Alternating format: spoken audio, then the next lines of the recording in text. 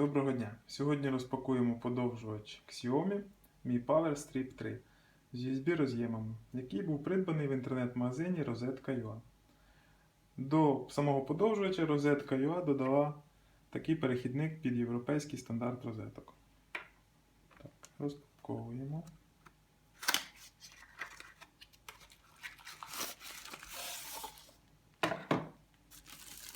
Подовжувач компактно запакований. І чомусь у нас на подовжувачі вже знаходиться один перехідник.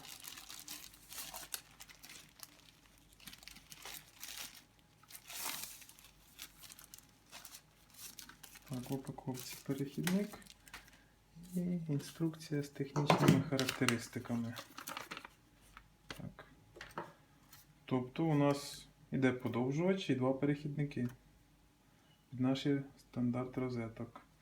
Так, на подовжувачі знаходиться кнопка вімкнення подовжувача, 3 роз'єми під різний тип вилок і 3 USB роз'єми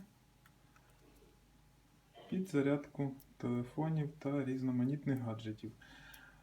Ці роз'єми видають 5 вольт і 2,1 ампера силу току.